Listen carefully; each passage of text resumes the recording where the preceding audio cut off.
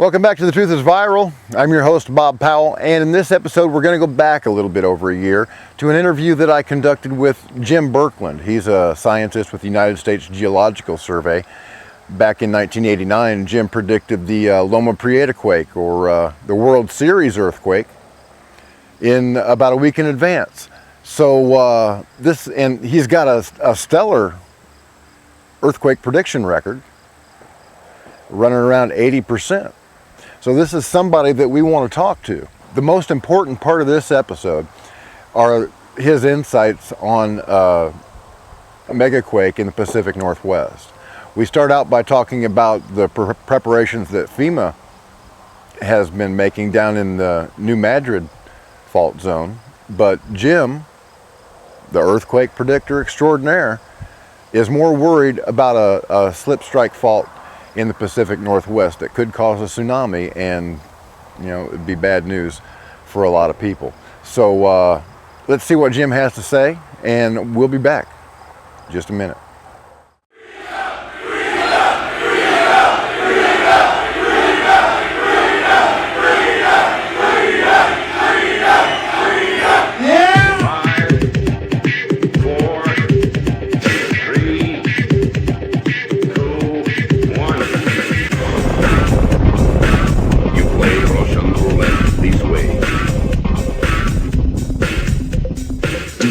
Places you don't talk about at parties. You want me on that wall.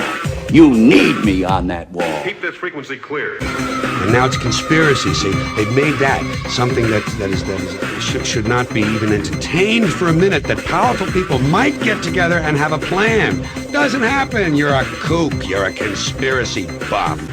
You're watching The Truth is Viral, the only news program on the internet trusted to deliver the truth since 2008. And now, here's your host, Mr. Bobby Powell. You know what the great thing about having your own show is?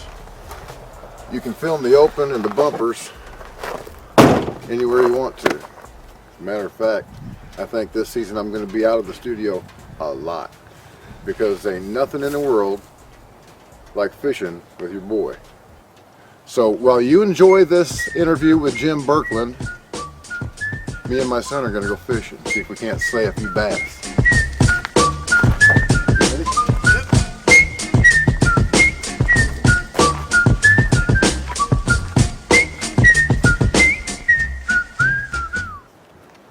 Okay, so Mr. Berkland, there's been a lot of speculation on the internet about there being a 188-day cycle, but you don't subscribe to that, do you? I believe there certainly is a cycle based on the phase of the moon. There are equinoctal tides, not only in the seas, but in the solid earth. I've been predicting earthquakes based largely on that since 1974, when I first observed a warning that we might have flood tides in the Bay Area due to an unusual astronomical alignment. I was the Santa Clara County geologist at the time, and had been greeted in the county by 6 earthquakes in the Bay Area in the fall and early winter of 73. And so I made my first prediction because I recognized that the solid earth was also responding to the gravitational stresses. And so that first prediction was for a 4 to 5 magnitude quake to occur in the South Bay within 1 week. And it happened 2 days later when we got a 4.4 south of San Jose. You forecast an earthquake in the 3 to 4 point range this morning. We had an earthquake in the 3 to 4 point range this morning. I'm impressed. And I thought this is mighty simple.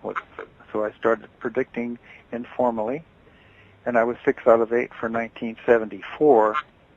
It wasn't until 1979 that I added to my repertoire and began to accept that animals were also a method of predicting quakes. Now, do you mean I'm sorry to interrupt, but do you mean their behavior, or by mass animal die-offs, or both? Abnormal animal behavior. I was very skeptical about such a thing because I believed in black boxes, and that the science would be not well served by looking at what animals were doing until I got a call from a physicist from Xerox in September of 1979, and he said he agreed with my upcoming seismic window based on tides because the cats were disappearing again. And I almost hung up on him. It was interrupting my dinner, and I said, "What do you mean?"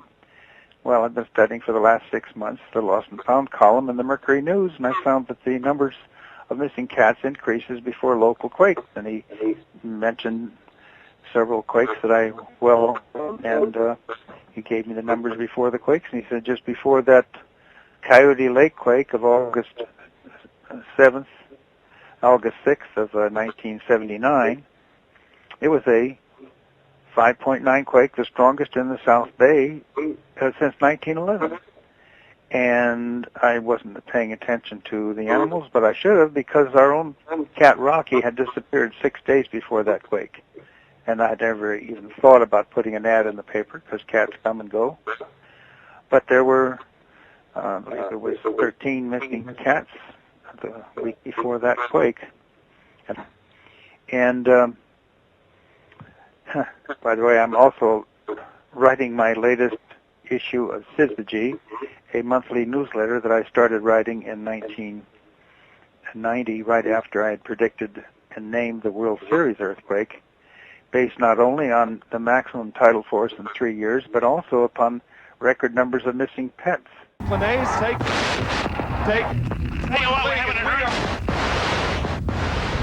And strange animal behavior, whales beaching themselves in San Francisco and Santa Cruz, and water levels changing, and booming sounds up in the Santa Cruz Mountains, and the change in the temperature and volume of the Gilroy Hot Springs as it had done before 1906, 1952, and 1979 quakes. Right. Well, you certainly hit a home run with that one.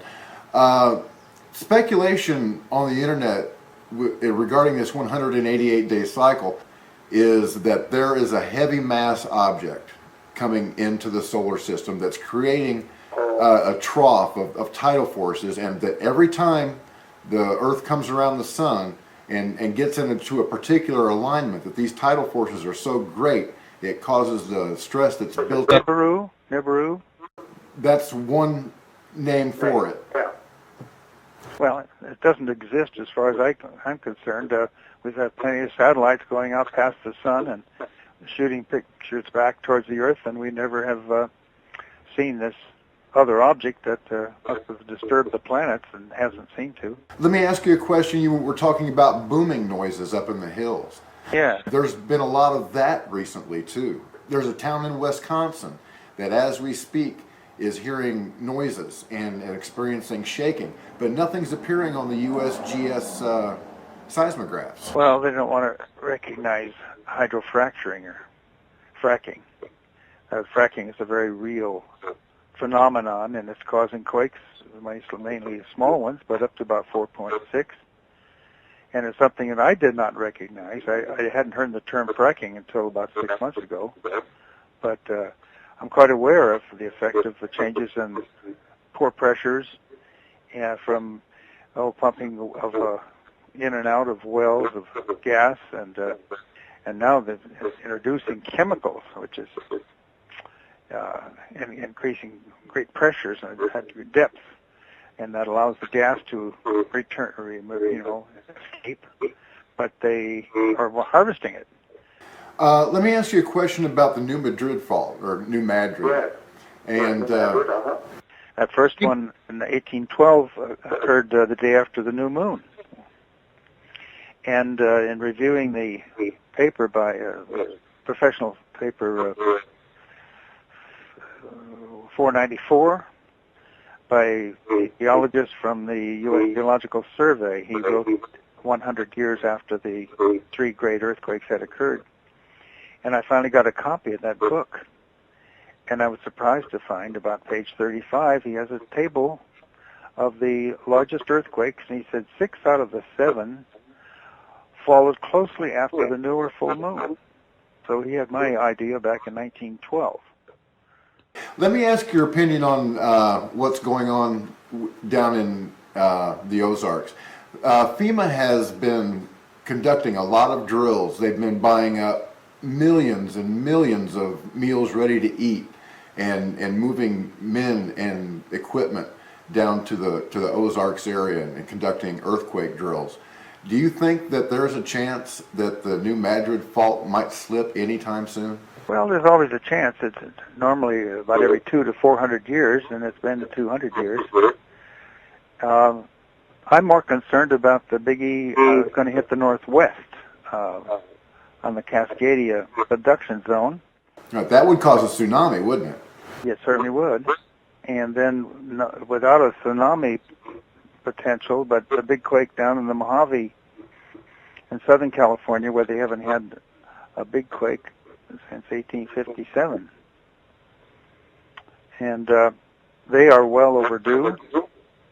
The strain on the fault there released a strike slip displacement of 30 feet. It went right through an old sheep corral in 1857, so they know that the dimension was correct. And with the whole 2 inches a year of strain on the San Andreas, it's now equivalent to about 28 feet of movement. And now the Indian Ocean quake, back on the day after Christmas in 2004, was on the day of the full moon. The day of the full moon, and my colleagues tend to ignore that. The last really big quake before then, there was a big tsunami, was the Alaskan quake on March 27, 1964, and that was on the day of the full moon. One would see some sort of a pattern here. How many megaquakes have happened on a full moon or a new moon? And when I say megaquake, I mean something in excess of 8 point on the Richter scale. Well, there were listed, what was the number I saw? The USGS had a listing, and it was like, 25 of the greatest quakes. Now, this was when I was still a county geologist, and I was compiling this list. They had 25 of these superquakes, and 20 of them had been in a seismic window at the time of new or full moon. Now, let's see. My wife was born and raised in New Brunswick, Canada, and she had never felt a quake until she came out here. And I had predicted the quake for around the eclipse of the moon on Thanksgiving Day in 1974, and it hit right on schedule. While I was at the movies with my young daughter watching the movie Earthquake. Well, that's ironic, isn't it? Yes, it was. Well, Mr. Berkland, I thank you very much for taking your time to speak with us. If you don't mind, I'd like to call you back another time, because it seems like you've got a lot of information on the topics that my viewers find interesting. Oh my, well, global warming is another. Told you Jim was smart. I've never known anybody with a head for dates and events like that guy. It's totally uncanny. So, yeah, his opinion bears a lot of weight with me. A whole lot more than this guy's. Earthquake warning! Sorry, I just couldn't resist. So yeah, if you live in the Pacific Northwest, I would have at least 30 days worth of supplies ready to go. That's actually pretty good advice for anybody, anywhere. When I was living in South Carolina a few years ago, we had an ice storm, lost power for 3 weeks. So, you know, there were no grocery stores open, none of that stuff. And you had to really travel a ways to get a gallon of milk. And so that's, you know, a really good advice. Always have at least 30 days of supplies on hand, so that if the power goes out, if there's an EMP pulse, if there's an earthquake, you know, the end of the world, you never know. At least you'll have some kind of a running head start, and you won't have to fight the crowds at the stores that are taking the last loaf of bread and the last gallon of milk and are willing to kill you for it. Okay, I can stand here and run my mouth and tell you the truth all day long, and nobody's going to hear it if they don't hear it from you.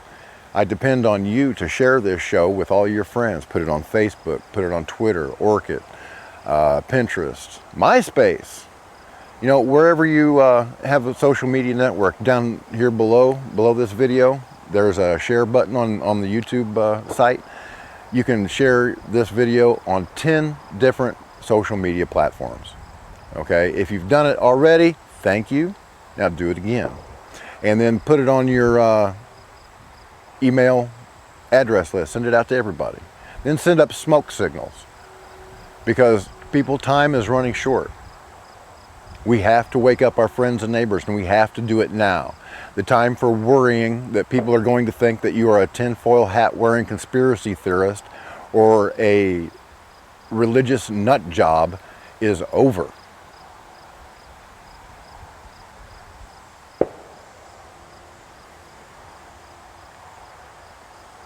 I waited too long before I never did tell my daughter about the truth of Jesus Christ. Now I've got to live with that guilt every single day. I would spare you that. I would spare you that cold hand reaching into your chest and ripping out your heart.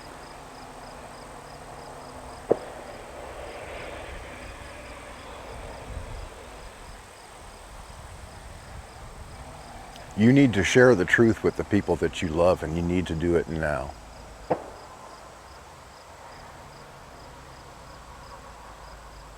I don't know when Christ is coming back, but it could be at any time. You need to share this information with your friends, with your family, the people that you care about. Wake them up. I can't do it. That's up to you. Don't forget to subscribe to The Truth is Viral right here on YouTube at OldCoreBLT13, at bobpowell.blogspot.com. Subscribe to me on networked blogs, on Facebook, on Twitter. And if you're financially able, please leave a donation. This does cost money. I'm not very good at asking for donations, and I'm not very good at making money at this. I'm a reporter. Give me a pencil and a piece of paper, and I can go out and grab some facts for you. But the truth is that I have been penalized for speaking the truth. When I first started reporting $200 in income from this show, they took away $600 in benefits. They do not want me out there telling the truth. They are making it as difficult as possible for me to get back to work. That's what men do. For a long time, I was unable to. I was in this wheelchair. But I fought back. And I walk. And I talk. And I tell the truth to anybody that will listen. And I need your help to do it. So if you can, if you have the financial ability, please go to bobpowell.blogspot.com, hit that PayPal button, and help keep The Truth is Viral on the air. Help me keep my promise to my daughter and to my God that I would spread the truth to anybody that would listen to me. Thank you for watching The Truth is Viral. My name is Bob Powell, and as always, God bless, Semper Fi, and hoorah. Thank you for watching The Truth is Viral with your host, Bobby Powell. Make sure to follow The Apocalypse on Twitter at The Truth is Viral. Like The Truth is Viral on Facebook, and if you can, please remember to donate to the cause via PayPal at www.bobpowell.blogspot.com. Smack, runner, your game is through. Smack, runner, I'm talking to you.